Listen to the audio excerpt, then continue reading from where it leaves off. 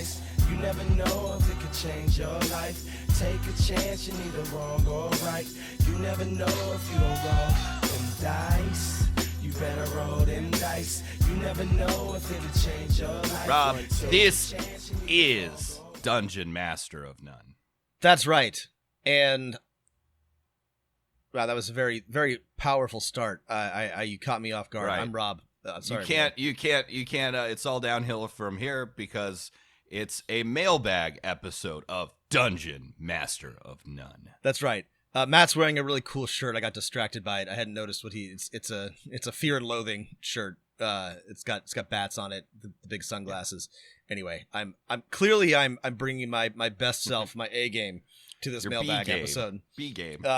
But that's okay. That's the promise that we deliver to you every week, is that we will give you a C+ effort at least every single week. But here we are, providing you with insights and answers. And many of you have written in, emailed, texted, DM'd with questions that we hope to be able to answer. Yeah, that's right. So we're going to do our best to give you some Dungeon Master advice for your game. Hopefully it will be universal enough that everyone listening can have some kind of, take something fun away from it. So, Rob, let's get started. Let's do it. Here's our first letter, and this one's from Caleb. Hey, Matt and Rob. Rob and Matt sound strange. Sorry, Rob. That's Big okay. fan of the show. Oh, sick Rob Bird. A big fan of the show. Thanks for the hours of entertainment and great DM advice. How do you distribute treasure, magic items, spell scrolls for the wizard, and loot in general for your games? Reading through the DM's guide, I was shocked to see how much treasure players are expected to receive as they play through the game.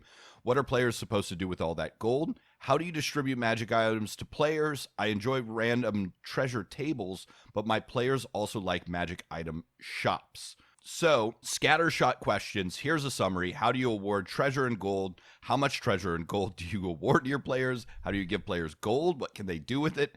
And what's your opinion on rolling up random loot in a dungeon and on buying it from a shop? Thanks so much, Caleb. Good questions, all Caleb. So, as You've asked every treasure and gold question conceivable. So, we did an episode not too long ago on gold and treasure in general. And it's episode, I forget, but Thanks, Rob. You know what? Fuck you, Matt. I'll look it up right now. No, so yeah, we talked at length on like what to do with your gold, especially if you can't spend it on magic items. But there's some useful tools out there already for like spending money on magic items. There's a document that if you Google sane magic item prices, we'll give you some 5th edition magic item prices. But back to the first questions, I think is where we should start. It is episode 186, All That Glitters. So All That Glitters. Yeah, there's not a great title for looking it up. We link to sane magic item prices, and there's some good loot tables and resources in Kingdoms and Warfare. I recommend that you check that out. But to answer your question sort of all at once, it's that the magic item and gold economy in 5th edition especially is pretty borked. It doesn't work very well, and if you're looking at it and you think to yourself, this looks confusing and bad, you're probably right. That being said, in terms of practical advice, I suppose, I tend to give my players more gold and magic items than they will use, because they forget about them and then don't use them. So I'm pretty generous with scrolls, potions, magic items. I don't give a lot of like magic weapons, especially not like legendary ones. I really like to give neat, even powerful utility items like swan boats or bags of magic portable beans, holes. Yeah. I always give a handy haversack or a bag of holding as soon as possible. This is my, I guess, hack, because if your players are paying attention, then they will spend a lot of time on loot and loot management. And if they're not paying attention, then they'll just ignore everything that you give them. So I tend to give a bunch of things that they will be happy to have, but aren't going to impact the power level of the campaign very much. The other thing that you can do is you can just constantly remind them, or make one of your players responsible for gold and items, and if somebody likes that, then that's great. I have found that even if you follow the DM's guide outline, it's not gonna break the game. But no, players, in fact, you're kind of assumed that at high levels, like a fighter will have a magic weapon, for example. More common in my experience is that players will run out of things to spend their gold on. So that gets, I guess, to your question about magic item shops or rolling loot in a dungeon. I love random loot tables, and it's always more fun to tell players that they get an ivory statuette of Myrkul and 17 flawed sapphires instead of saying, I don't know, you get 2,000 gold pieces. So that's what I like about random loot generators, and it also usually does a good job of coming up with scrolls and potions that, you know, I don't want to have to dig through the loot list for. I haven't I haven't done this in a while, but I used to like say, okay, this is what you find here, plus one minor wondrous item, and then I would roll in front of my players just for the drama of it. I love that. They seem to like that. Yeah. So it can be fun, especially if you like forefront, like this was randomly placed here, just because they kind of get excited for the rolling too. Yeah. I mean, what's like the general rule of thumb? Like I say, like, okay, there should be some loot at least once per session by like level 3 or maybe 5. Like everyone should have at least one useful magic item for their character. Like, like, oh, if you're a fighter, a +1 shield. If you're a wizard, you should have found someone else's spell book or something like that. Yeah. As for shops, I actually like shops. I just make sure that you give your vendors personality, give the shops some flair or flavor. That way they're not just like I look for the potion seller, I look for the magic item merchant. I love Waterdeep Dragon Heist for this, because immediately it introduces your players to about half a dozen shops in their, local area where everybody sells ultimately everything that you might need, and all of the vendors are different and have their own things going on. So I don't, it depends on the area. If they wander into, a random hamlet somewhere, there isn't going to be a magic item vendor necessarily. But if they're in a city or a hub, you can have planned ahead, these are your various magic item vendors. And that way it doesn't feel so goofy, I guess. Yeah. It's not like your players are like, I go to the scroll merchant, I think right. It just giving them a little bit of personality, a little bit of flavor makes it feel less gamey. One of the questions was, how do you award treasure to your players? I think it's very important to think about the characters you have. Like, I mean, in personal experience, nothing can be more frustrating than, okay, we've been adventuring for 5 levels. There's been tons of magic loot. They all require attunement by a spellcaster. I'm a rogue. I can't use any of this, or something like that.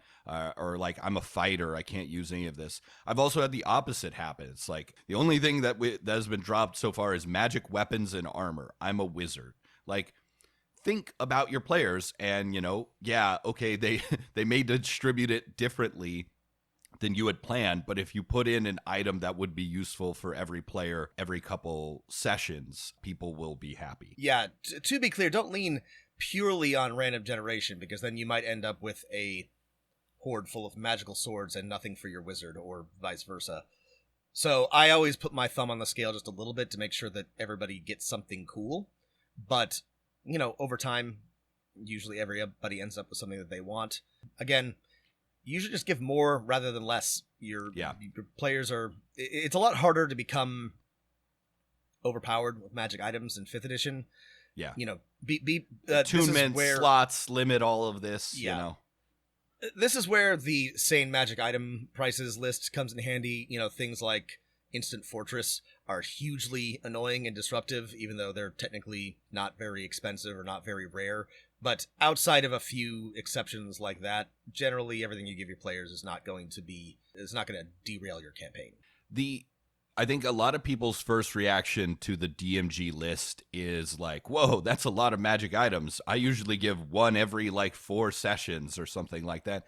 And the thing is, like, yeah, Dungeons and Dragons is a game of of like crazy fantasy. And if you don't give a lot of magic items, this is where I think a lot of the complaints about characters who are not spellcasters feeling boring at high levels come in, right? You feel a lot less boring if your champion fighter has like a flaming longsword and winged boots and stuff like that. Like, yeah, your high level characters should have cool magic items. In terms of specifics, Caleb, I know that wasn't terribly helpful, but that's because it's hard to be specific. You've identified a very common complaint and confusion. So hopefully this was generally useful and you can take it to your campaign. If your players like magic item shops, give them magic item shops. Just make sure that they have personalities and shopkeepers who are real people and will respond to that. I don't hate a shopping session as long as it's on the shorter side. Players tend to love it. So, all right, thanks for the letter, Caleb.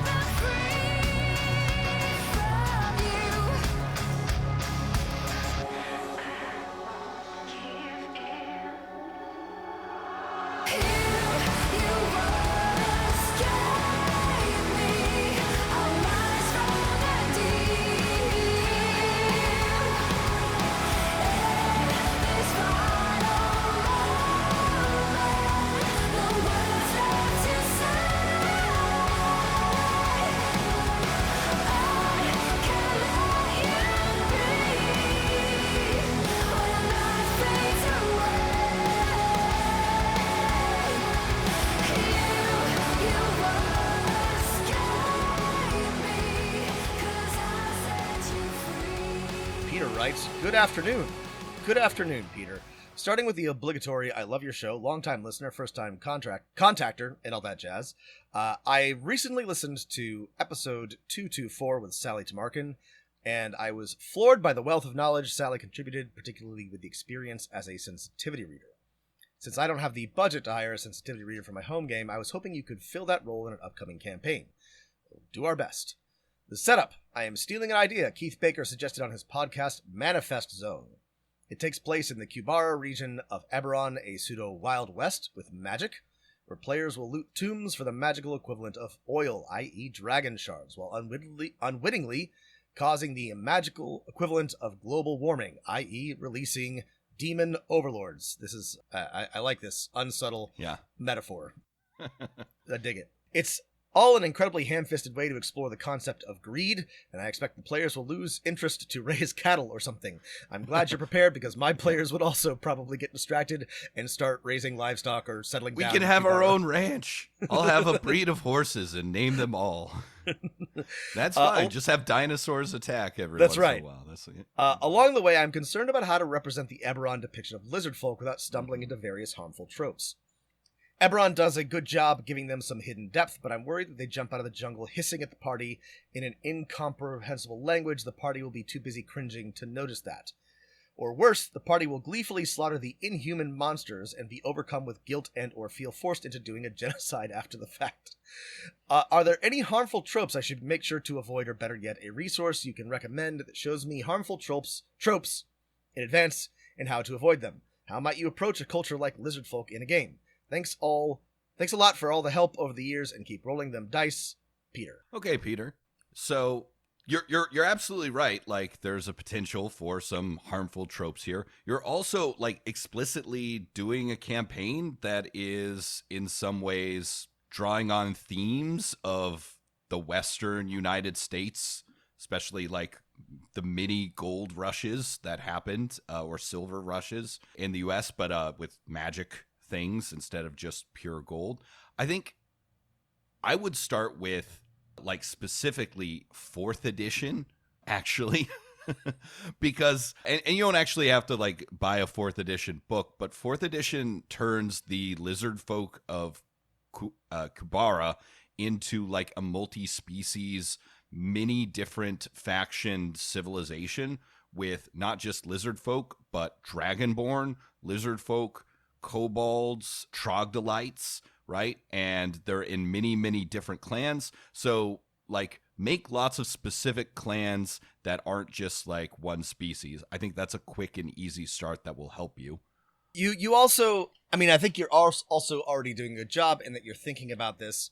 You've correctly identified a potential problem, which is where in your pseudo Wild West campaign, you don't want the antagonist lizard folk to appear like merciless, stereotypical savages. You don't want them to be like, Native Americans from, a 60s Western or whatever.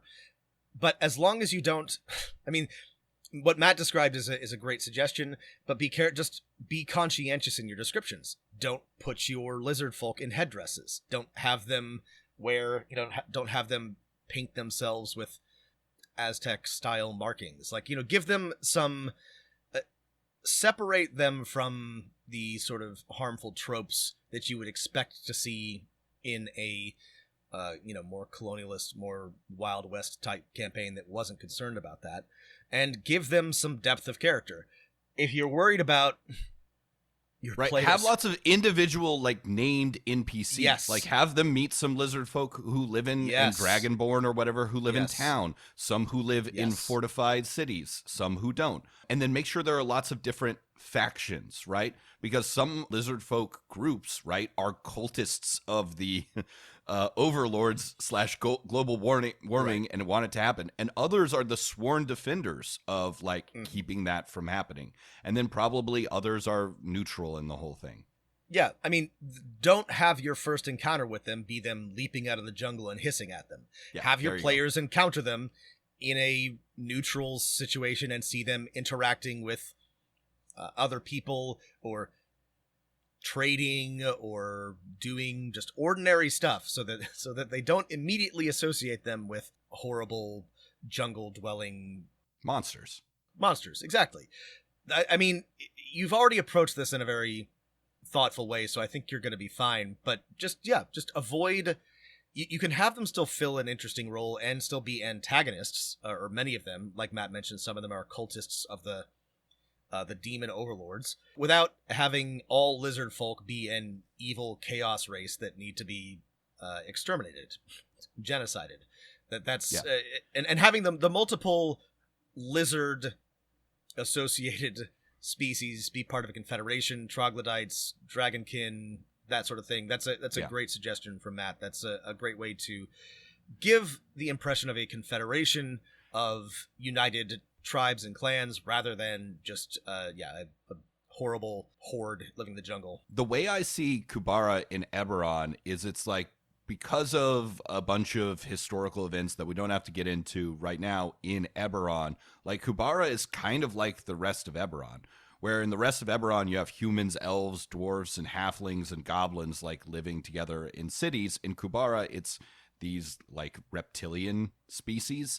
And there's just as much like diversity within Kubara as there is in the rest of Eberron.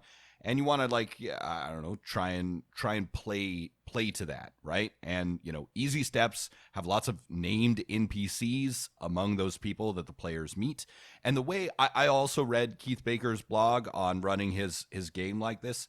And I don't know, I think the thing I kind of like about this is I like the sort of dragon shard extraction metaphor that you've put out with the evil demons.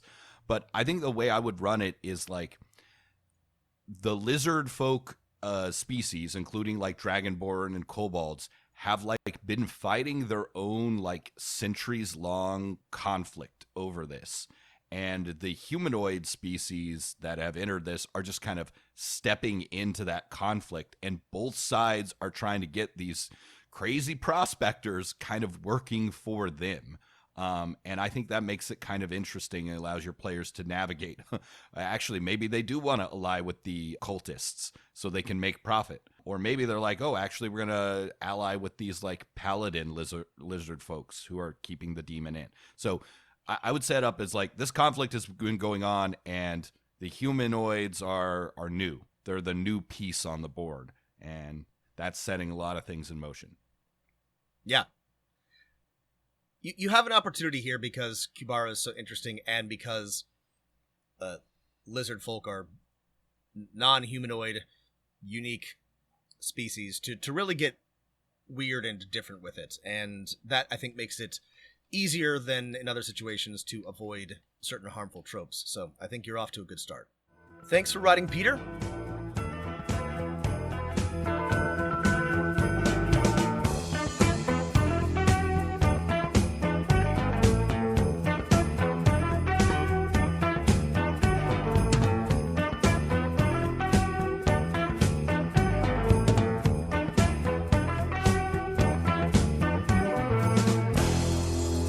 Indians scattered on dawn's highway bleeding, ghosts crowd the young child's fragile eggshell mind. Aloha, Matthew, and Robert. My players often like to bring their problems to the local temple, church, city watch station, or whatever seems like the authority that's relevant to the problem. For example, weird street peddler who, unbeknownst to them, is a follower of Thara's Dune. I shouldn't have said that. Was selling bags of mystery items, each for 50 gold. Thinking, why not? They bought two.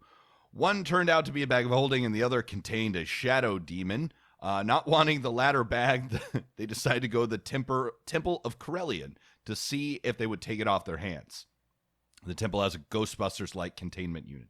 They spoke with the Archdruid, who essentially told them, no, this isn't our problem. Another thing they love to do is ask for additional help in the form of NPCs to help them with a potential upcoming fight from those aforementioned locations. I think most DMs can agree that they hate running extra NPCs that they didn't intend to turn up in the first place. My question and concern is, what is a way that I can deal with this? I find myself as playing NPCs as either being accommodating or just flat denying them, which makes me feel like I'm either way too nice or way too mean. But of course, I want them to interact with the world and its NPCs, just not try to pass on problems to them. Love the show. Mahalo. That's Hawaiian for thanks. Rash. This is a great question. And I have two answers. I have one, which is what I would do, and it's not very nice. And then I have a second answer, which is a little bit nicer. So hit us with the mean answer, Rob. My players have done something like this before. And the way that I discourage this is in one of two ways. Is that I have the NPCs, as real-life authorities often are, be varying degrees of corrupt. And they will offer to help and either fleece the players, betray them, or just fail to show up when they are supposed to arrive. This serves the function of educating the players on why they should not trust authority. Yeah. Have them do this. Have them hire some people or get some people to help them once, and then just have them no call, no show once. Yeah, that's and right. Then they're fucked. Have them go to the priest of whatever, and he says, yes, of course. For a nominal fee, I will take care of the shadow demon. And then the shadow demon is just running around the city because the priest just took the money and tossed the bag into the alley. Like, this is, if they go to the city watch asking for help, the watch commander says, yeah, whatever, we'll take care of this. And then, takes their money, writes it down in his report, and then does nothing. I just, this is how I discourage this sort of behavior. This is not very, this is kind of like falls into the denying players category. So this can be a little like less helpful, but I again, when I'm DMing, I try to create, I try to, the world responds in a way that I believe to be logical, or I try to. So if the players are constantly going to authorities for help, they're going to get slapped, because if the authorities could deal with it on their own, they would have. That's why that's why the problem exists in the first place. That's right. That's why adventurers exist, and so that's my first answer. The second is that you should emphasize, this is a little bit more gentler, and this still falls into denying, but your NPCs are consistently going to be less powerful than the PCs. And so again, you can have a city watchman or a priest or somebody come with them and get murdered because they're a level 1, commoner or whatever. Or you could have them say, well, I would love to help, but I don't think that I can handle a shadow demon or a worshiper of Tharizdun or any number of these threats. I'm just we need your help. You're powerful adventurers. Yeah, I mean, like, one great way to illustrate that is the next time the players like hire some hirelings to fight these high level demons or whatever, they're all, 8 hit point guards who can barely wield a spear, and you can have some dramatic, that guy got beheaded by a demon, the other ones run away, and the players are like, oh man, we got this little guy killed. Oh, right. You can choose how unpleasant you want this to be. If your players really like those NPCs, you may not want to kill them. But I think I would illustrate this by having the players get, slapped a bit for going to NPCs, and then if they don't pick up on it, you can try to be a little bit more explicit.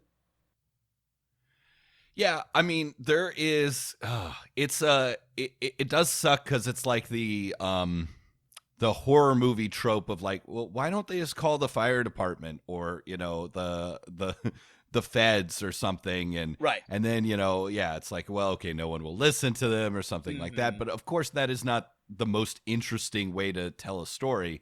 And Rob's point is the one I would emphasize, which is player characters are unique and powerful. Your wizard is more powerful than most other arcane spellcasters, right? Your cleric is more powerful than any of the priests at the local temple. He is unique, or she is uniquely blessed, right? Your rogue is better than an average thief. And like, yeah, like the reason the players are the locus of action centers on them is like they are cool and unique. They are a cut above the average person in your world, or most people. So like, let them deal with the problems. Other people just can't handle it. This is something we've talked about before. If they're in a Forgotten Realms type setting where there are high level adventurers, sometimes the question comes up, well, why don't you deal with this Kelvin Blackstaff or just Jordan? But they're busy. If there's a level 20 archdruid running the local temple, assume that they're very busy doing something besides dealing with low level thugs, and that's beneath them. You wouldn't ask maybe you would, I don't know, you wouldn't ask the Pope to do an exorcism, right? He's got people to do that for him. He's busy. That sounds like one of those questions in the the text crawl of a trailer. You wouldn't ask the Pope to do an exorcism, or would you? Battle Pope coming Christmas 2020. I think that, if you're trying to maintain verisimilitude, the sort of assumed way that fantasy adventuring worlds work is that adventurers exist because there are problems that the authorities cannot deal with. For whatever reason, they're busy, they're not powerful enough, they don't care. All of these are valid questions. It's not quite, or objections. This is not quite like a horror movie where the cops just are like, I don't want to. It's valid. I think they make sense. You just have to sort of present that to your players so that they know not to go to the City Watch every time that something bad happens. Another way that, like, just to make your life easier to deal with this problem is send them on a mini arc out into a distant location, a wilderness, an extraplanar travel, depending on their level. Just get them away from lots of NPCs for 2 or 3 sessions, and remind them, hey, the burden of action is on you, and they'll kind of get trained to play that way. And then when they come back, they'll be like, all right, we're the ones doing things here. This is actually great advice. This might even be a better thing to start with, because if you send them on even a small dungeon, one that's 3-4 sessions, they'll get used to having to initiate action and handle things on their own and figure things out. And then when they come back, presumably they won't be seeking out authority figures to help with their problems. I might start with that. That way you don't have to do any complicated or unpleasant NPC bashing. Yeah. Good question though, Rash. I've encountered this before, and that's my approach. You have a couple of options though. Your players will learn. I think they'll pick up on it. They will. Just keep at it. Especially as they get more powerful. They will want... I doubt this is your problem, but sometimes I've seen this where dungeon masters keep players at too low of a level for too long. And eventually you're going to get to level 10 and realize that you can do a lot of things. Yeah. You are really a cut above the average person. Thank you, Rush. On the saint that burn crosses. Some of those that work forces are the saint that burn crosses. Some of those that work forces are the saint that burn crosses. Some of those that work forces are the same that burn crosses.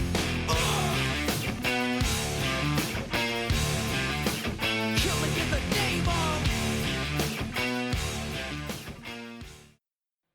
Our next letter comes from Nick. Nick writes, "Hello, gentlemen. Long-time listener, first-time mailer. I've really enjoyed your podcast for almost 2 years, I guess. Started listening at the start of the plague. God, it's been a long plague. It sure has. I've run a few games in the past, and nothing really has happened, but I have just started running a new game, and the players and I are all really excited about it. Long story short, instead of D&D 5e, our usual system, I have decided to go buck wild and try to run a game in the GURPS system. As far as I recall, I don't think you all have done an episode about GURPS, and I was wondering if either of you had played in a GURPS game, or run one for that matter, and had any advice for first-time GURPS GMs. I picked GURPS. This is the most times I've said GURPS out loud in my entire life. I'm enjoying it a lot. I picked GURPS because I wanted a campaign set in the real world, and GURPS seemed like it'd be a good fit for that. The main storyline is that the material plane and the magic plane have collided, and how that would affect the world. I'm planning for the main antagonist to be either Elon Musk or someone of his ilk who caused the planes to collide for stonks reasons. I like it. I'm thinking that I could spin the billionaire space race off as a explanation of how this was researched, because that seems like a fun way to make that make sense to a non-billionaire. My second question would be, do y'all have any fun ideas for how magic would interrupt the status quo of our current world? Obviously, capitalist's gonna capitalist, but any zany fun outcomes that y'all have would be really awesome to hear. Love your work. It's very enjoyable to listen to your discussions on my horrendous commutes to and from work. Keep rolling them dice, Nick." Oh, okay. So some zany ideas. Good question. For magic planes interconnecting. I would start with the idea. Sorry, and you've probably already thought of this. Let's start with the first question, Matt. And just for what was anyone the who's first not question? familiar, GURPS stands for the Generic Universal Role-Playing System. Oh, yes. And it is it's like Savage Worlds in that it's a general framework. It doesn't come with a setting attached, right? It is something that you're supposed to be able to adapt.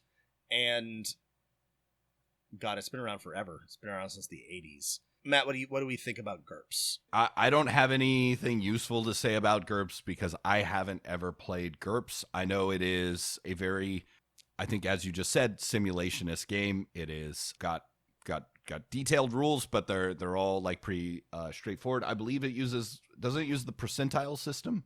I believe it does. I have played GURPS. I've never run GURPS, and it's simplified, it's simulationist, it has percentage and all kinds of things. As far as I can tell, it works well for a modern game. It has good rules for that, good rules for guns and cover and things like that. So I think, Nick, you're on the right track.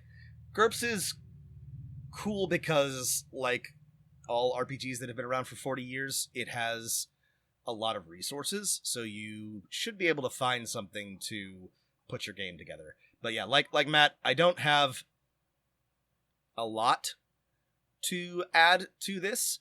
If it were me, just because what I'm more familiar with, if I were trying to run something outside of 5e in a modern setting, or a mixed magic modern setting, I would run it in Savage Worlds because it's simpler and I know how that works.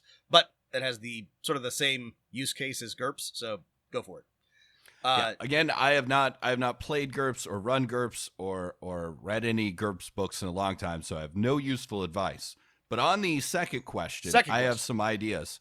I would start with a big framework of there's the zone, but in this case, there are a million zones, right, across the world. And there's absolutely bonkers ones, right? So basically, even in some cities, some are small, some are 100 feet across, some are 100 miles across, right? Parts of the material plane have been corrupted by specific themes of the magical plane. And then you can have just a little web of zones that your players can go to. And I love that idea. So that's how I would frame it.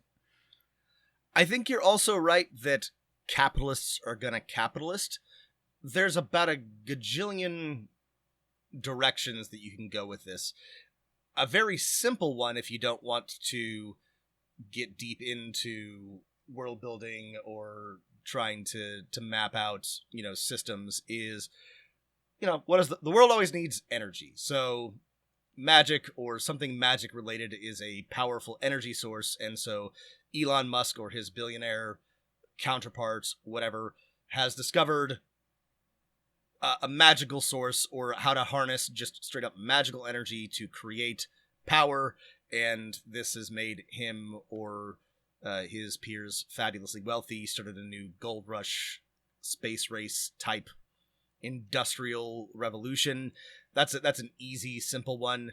You can also have things like, if we did have magic, what I think about this all the time with regards to a medieval setting, but if people could just create food and water or mending or whatever, like, how would that change the economy? And you can get as weird as you want with that. You can have, maybe this Elon Musk guy has a whole warehouses full of wizards that can cast fabricate, and he is fabulously wealthy because he's just got a factory line of wizards churning out fabricated objects of any shape or model.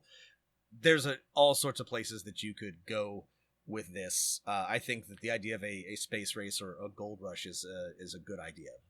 I would just stick with the space race is planar travel, and you've basically made your material plane into, in my opinion, like a planescape campaign where, like, the zones of magical intersection where the magic plane intersected with the material plane are just from a little different, where, let's say, your capitalists are mining it for extra magical energy, to just out of control crazy. Here's the list I came up with. You have a zone that is filled with all the creatures wizards normally summon.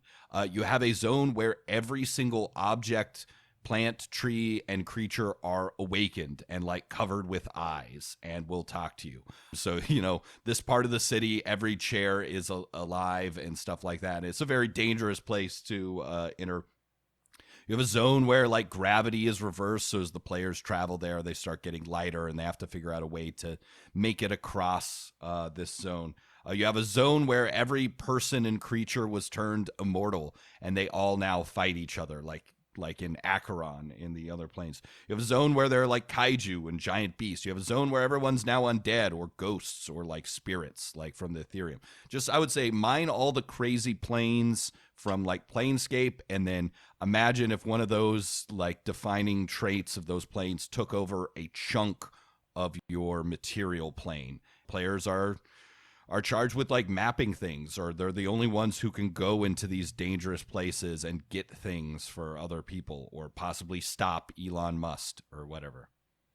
The other thing to consider is that, what's the other thing that billionaires are always trying to gain control over, and that's labor, right? And there are many magical solutions to that, ranging from unseen servant to unintelligent undead to constructs.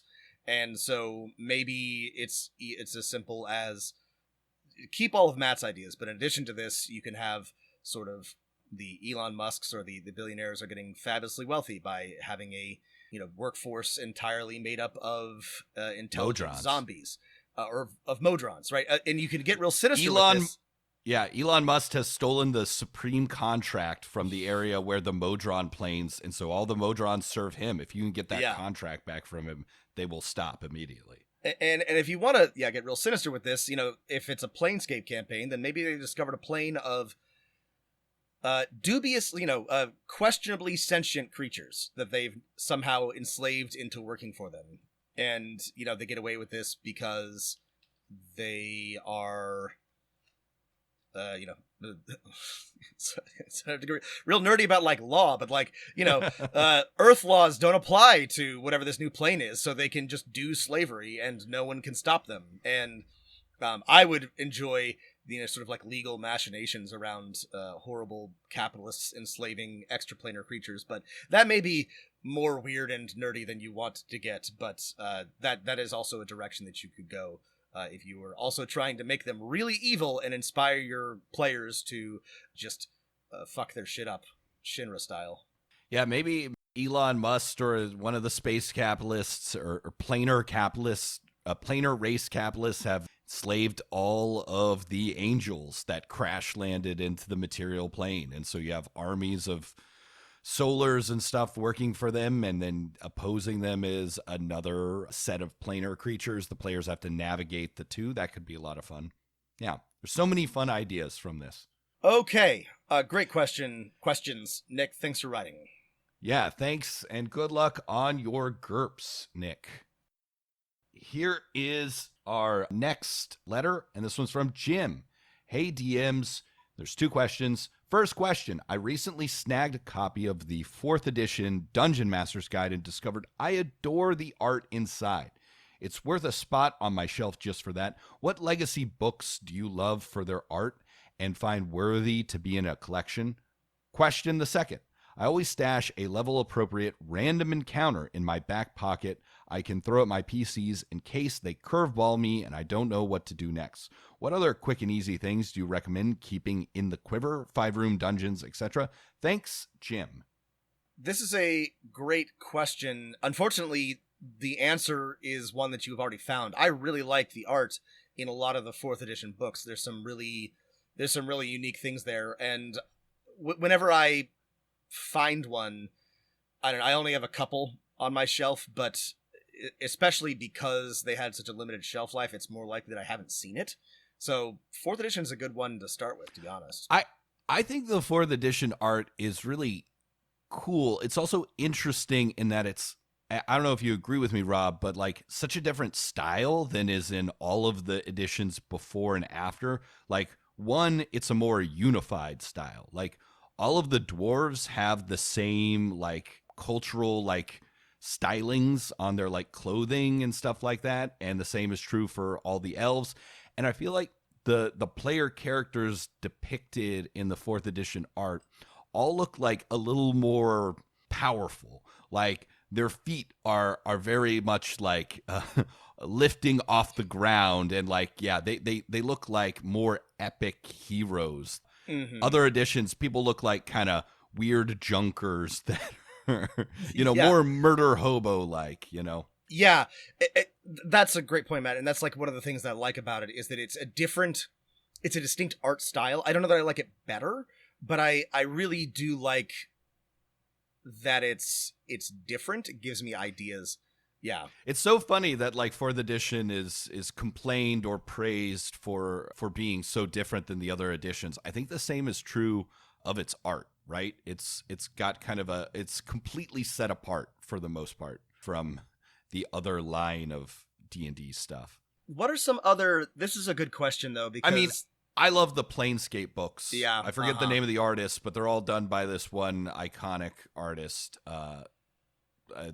They're all very cool. They all have a like very Jim Henson feel. So this is I'm gonna admit to something problematic, but like I also really I love the Dark Sun art from the like all of the Dark Sun books, because it's such like sword and sorcery, Conan, Barsoom stuff, and not that that's like super rare, but like it's got like such a fun like pulp feel. Like they really like leaned on the stuff from like those magazines from the 30s and 40s, and I think that's so cool. A lot of it is like chainmail bikini shit, and it's sometimes like explicitly misogynistic, so that's not great. But like I don't know, it's got a like real heavy metal feel, So those are just fun for me for like pulling images out of or getting inspiration. I do want to admit that those are not one, it's not always great art, and two, the subject matter is not terrific, but I think it's such a unique style that I really like to, every time I come across a Dark Sun book, I like to poke through it. Yeah. I guess we all agree, all three of us, that we like books where there is like the style person in charge was like, all right, everyone's going to draw in the same style. It all has a really strong theme. Next question, what's in your back pocket? Rob, for me, it's basically not just one NPC or one challenge creation, but like just lots of names. Actually, I bought a book that I really, really love just this week. Let me see. Let me get the official name. 100 People in a Fantasy Tavern. And this is by friend of the podcast, Olivia Hill and Philomena Young and Machine Age Productions. It's basically a list of NPC names, portraits, goals, and like traits. So I just always need more NPCs that feel like real living, breathing people. So having 5 or 6 of those in my pocket at all times is so important for me. I usually have a less sophisticated list like Matt does, but I love building encounters, and D&D Beyond has a neat little encounter builder tool now that allows you to sort of like put together a bunch of monsters and NPCs and roughly calculate sort of things. And I sometimes, just for fun, I will build a bunch of those, and I tend to keep a few different versions of those on hand in case the players wander into a situation where I want to throw my carefully curated goblin, shaman, and mooks encounter, or my bandit attack ambush in the alley encounter, or they've stumbled upon a bulette and some other monsters in a field. Like I have a few of these that I very rarely roll these out randomly, but sometimes my players will get themselves into a situation where I'm like, oh good, I can try out one of these encounters. So I always have a few of those on hand in case things get, in case I need to buy time, or if it's appropriate. But I always have some of those in my back pocket. I mean, I also try and take the approach of I keep everything from the campaign in my back pocket. So everything that has been unused so far, that was skipped over or ignored, just sits there in my back pocket.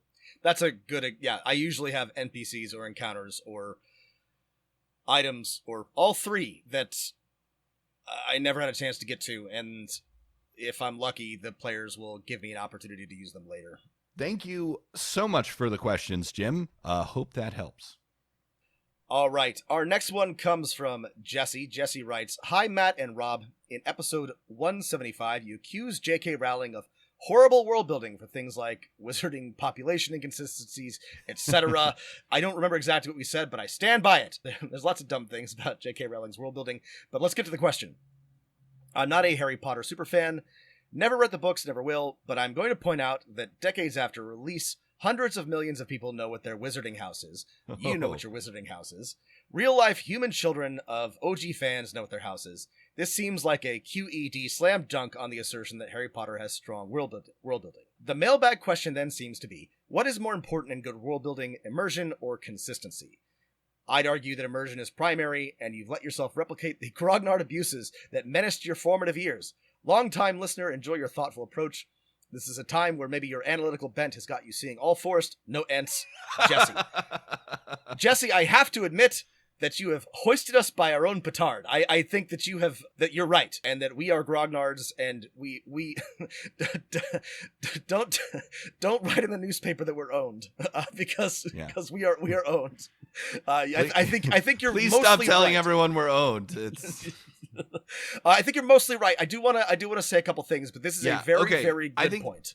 Yeah, the overall point, immersion does trump consistency, is so true. Like, your players are going to remember the cool faction, the cool name, over whether like all of the turnips can get to Waterdeep on time or whatever, right. you know. Right. Nobody's going to nobody's going to, like me, look at Quidditch and say, this game is dumb. All that matters is who catches the snitch. They're going to be like, wow, it's on brooms. That's cool. We're gonna start playing Quidditch at our college in the world's. Sorry, people who play Quidditch, but like there are so many other sports. Like there are cooler sports. But this is exactly the point. This is exactly the point. There are more people who play Quidditch on college campuses than people who like Matt and I. And I own that. So here's my objection. Is that I think that the fact that so many people know what their wizarding house is an indictment of us as a society, rather than an indication that it's good world building. But that being said, I think that this is a really, really good point that a lot of DMs can learn from. And that's that immersion is primary, right? If it feels real and fun and engaging and your players get excited about it, it does not matter if it makes sense. And I hate that that's the truth sometimes. And I think that it works better if, things make sense, but they don't have to. That's not a primary consideration. Right. I read an interesting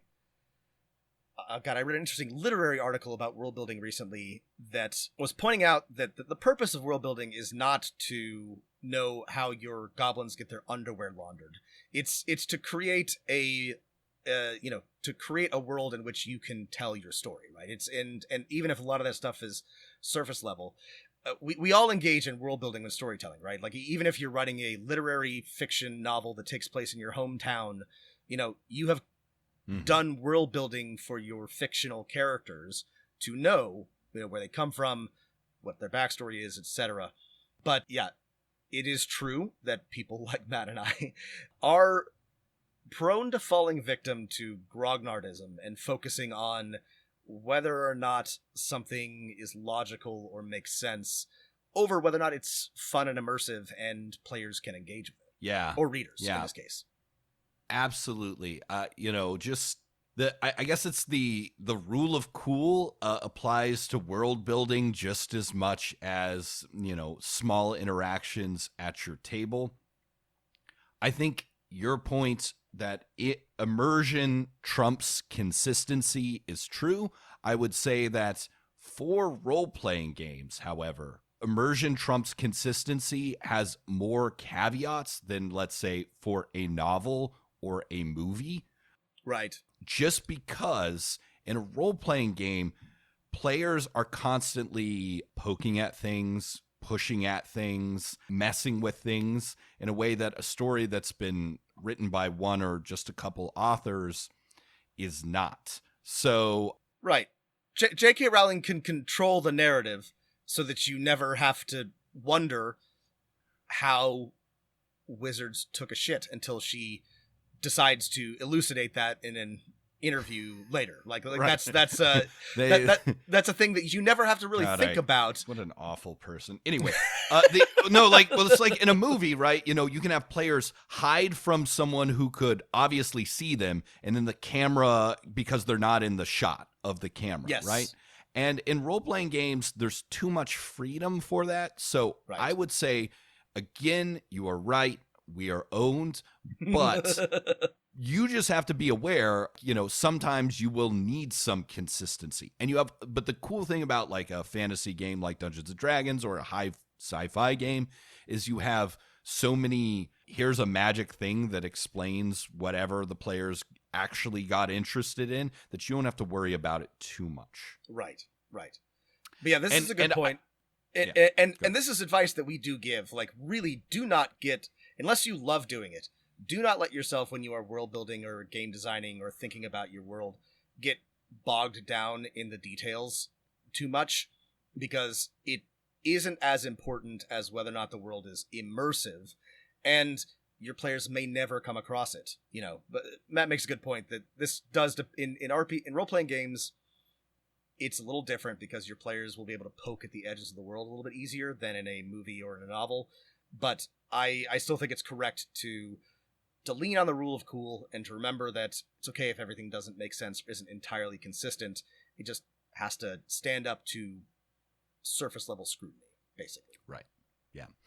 Yeah. No, I think you're right. And I think the one way you can save part of our approach is your search for an analytical approach or your search for consistency is just one like framework you can give yourself to make immersive things, to make cool shit.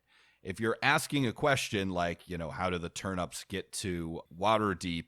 You know, is there like a set of portals that go through the plane of water that they send boats down? And is that cool? Will that lead to cool exploration and adventures? I don't know, maybe. But yeah, you're right. Look for immersion over consistency. But keep in mind that unlike on a movie, sometimes the players knock down the sets and then all of a sudden they're backstage. You know, as long as you can turn that into something cool, then it's fine. It's fine that's inconsistent. Okay, Jesse, thank you very much for writing in. You have owned us. Respect. I appreciate the challenge. Yeah, extremely good point here. Genuinely, thank you. The other thing is sometimes it's okay to do both. You could have consistent populations, but the thing is, some people have strengths in other things. Well, Sorry, and I'm still pissed about the population. Anyway, fuck J.K. Rowling. It's just like, I'm sorry. What the name of her Japanese wizarding school is just like she plugged in like wizard into Google Translate and was like, I don't know. I'm just now that I've been reminded about, I haven't thought about her in a while. Now I'm reminded about her. I'm just like so fucking mad at like. What a all-time piece of shit, you know?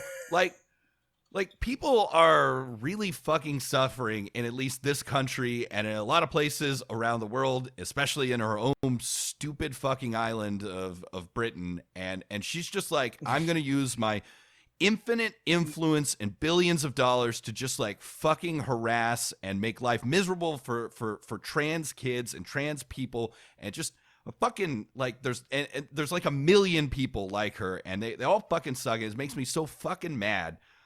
Anyway, like what the fuck, people? Come on, like have some fucking empathy. God damn it. The only wizarding school in South America is Castelo Bruxo, which is, I'm pretty sure that's just like Castle of Witches in Portuguese. Like I just like, you know, the most like, again, it's not probably what it is. I don't speak Portuguese, but I'm guessing that if I were just gonna like take 30 seconds to come up with the name of a wizarding school in Brazil and use Google Translate, this is probably what I would come up with. Anyway, this doesn't matter. This doesn't matter. What a lazy piece of shit. Because people love Harry Potter and they love the wizarding schools and they got into it before they knew what a piece of shit that J.K. Rowling was. And she has, like Matt said, betrayed that trust by... She could just shut up. You know, she could just not have said anything. She could just take her billions of dollars and disappeared and not been a massive piece of shit to trans people for absolutely no reason. Anyway, that's none of this has to do with the letter writer whatsoever. I'm just mad again about J.K. Rowling. Moving on. When out of the blue, Snake appears at their table. Nice work on the troll thing, she says, eyes shifting. I wish you luck today in the cribbage match. Harry responds with, I wish you luck on not hating your parents for mixing up such an unthinkable person. She hobbles off. Harry notices the limp and tells his friends that he suspects Snake let in that troll last night as a diversion so that she could get whatever that three-headed dog is guarding. Whatever it is that Snake wants is probably the thing that Hagar got from the vault.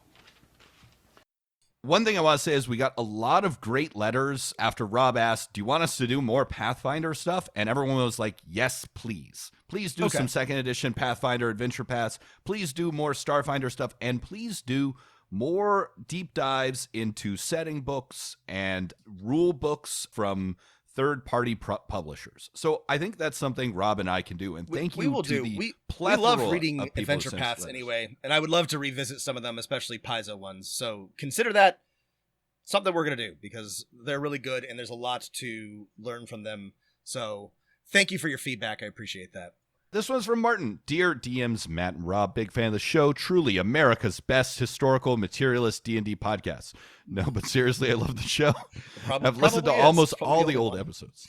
10 out of 10. We're like Flight of the Conchords is New Zealand's best comedy folk duo. Okay, my question is this. I'm planning to run a campaign, my first, for some friends using the Dungeon Crawl Classic systems, which is known for being a bit deadly. That said, I hope to run a longer-term campaign, but given the deadliness of the system, I'm wondering if you have any tips for dealing with character death and integrating replacement PCs. To be more specific, 1, would you recommend just letting players who lose their characters roll up a new one of the same level, or would you make them a new first-level character, or perhaps something in between? For example, applying a predetermined experience penalty to any new characters. Okay, let's pause here and answer this question, because I think it's got a clear answer for me. So this is a good question. Generally, I would say I would advise against having anybody roll up a level 1 character when other players are higher level, just anytime. Maybe with Dungeon Crawl Classics, if your players are going in expecting a grinder style, never-ending dungeon murder fest, then that could be fun. Right. You're awarding experience individually based on like who's there or who's in the room, then yes, that could work. But I would make sure I wouldn't go yeah. first level, especially by the time the party's 4th or 5th. You gotta say, all right, you're 1 level behind, right, or something like that. And but I would make sure overall, to get buy-in from your players on that. If you do that, the easiest thing I think is just have them roll up a new character at the same level. Yeah, if you're using everyone's the same level, the easiest and I think best solution is new characters come in at the same level as the party. You've already been punished enough by losing your character. If you want to make sure you're like, hey, it sucks to die, you've lost all your magic items, right? You've lost all your equipment. You can say same level, but you're at starting equipment levels, right? So, like, yeah, it sucks enough to die. I think I don't know level that is absolutely fine. Additional punishment, yeah. All right, here's question 2. How much effort would you go into creating a story around why this new character, who may be much less powerful than the other PCs, is suddenly hanging around with the adventuring party? In games I've played where characters have died, this has mostly been hand-waved, but these were shorter campaigns, so it seemed less critical for the PCs to be really integrated into the story. I guess what I'm hoping to avoid is a situation where anyone, after losing a character, also loses interest in the overarching story of the campaign and the world it's taking place in. I'd like the players to feel like creating a new character is an opportunity to build out new aspects to the story, but I also worry this could unbalance the party. Thanks for the great show and keep rolling them dice, Martin.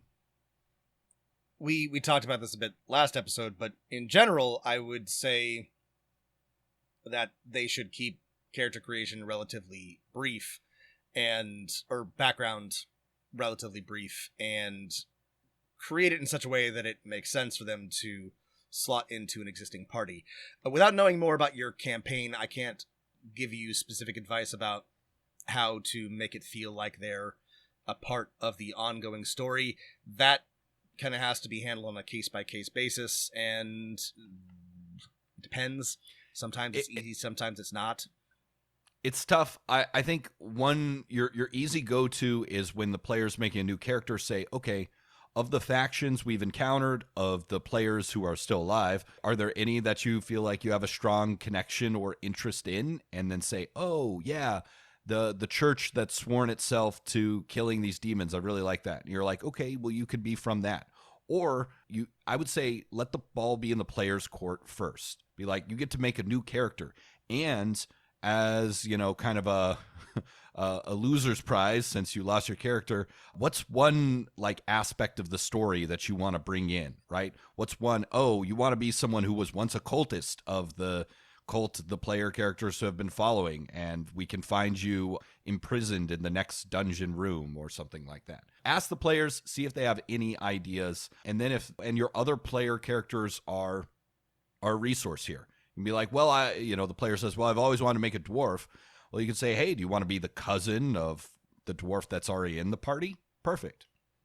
You've just arrived in town. That's how I've done it in the past, and sometimes it's just going to be a little awkward, but be candid with your players and talk to them about it, and work with them to figure out a way that makes sense. You know, you're not going to be able to just sort of like make it happen without talking to your players and saying, okay, one of you is dead. How do you want to, like, you know, reintegrate into the campaign with a new character?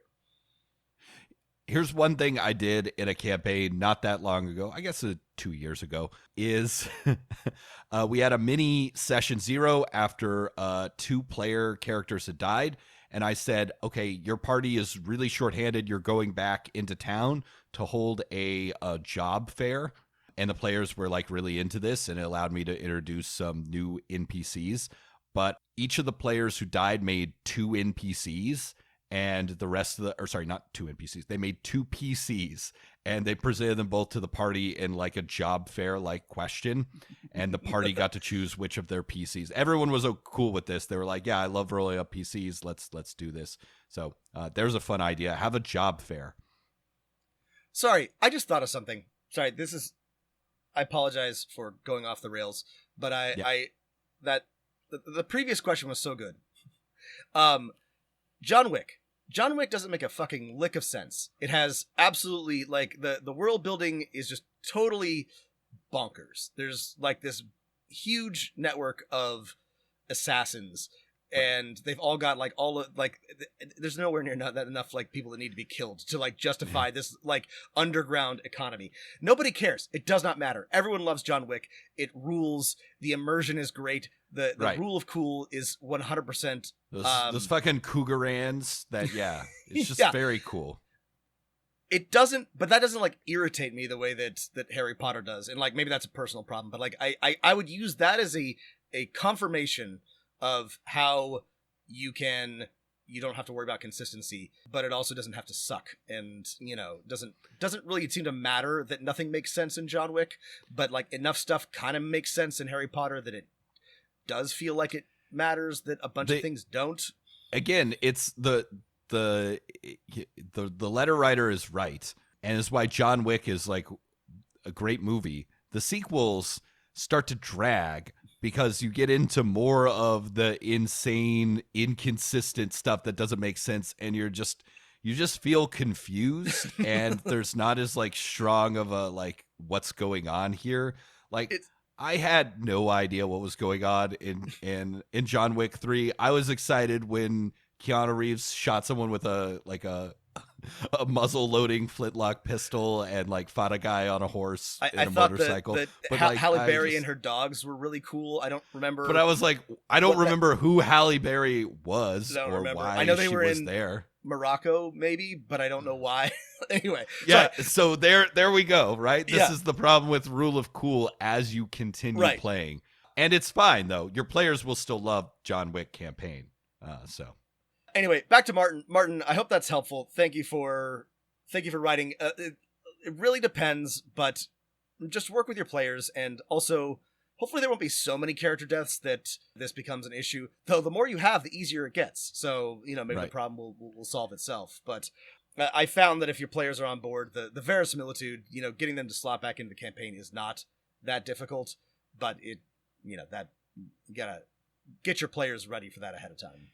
I mean, there's a million ways you can find the next player character in the next room of the dungeon or the next town over. But if you're ever don't have a cool plot idea, just tell the party, you know, you're shorthanded. You need to find someone to take this person's place.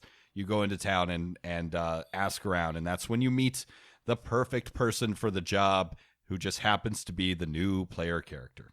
Okay. If you want to have your letter read just like these wonderful letter writers here did, all you have to do is write us at dmofnone@gmail.com. Add us on Twitter at dmofnone. Check out our Patreon at patreon.com/dungeonmasterofnone. Thanks as always, everybody, for writing in. We love your letters. We love your questions. And we will answer more of them, hopefully sooner rather than later.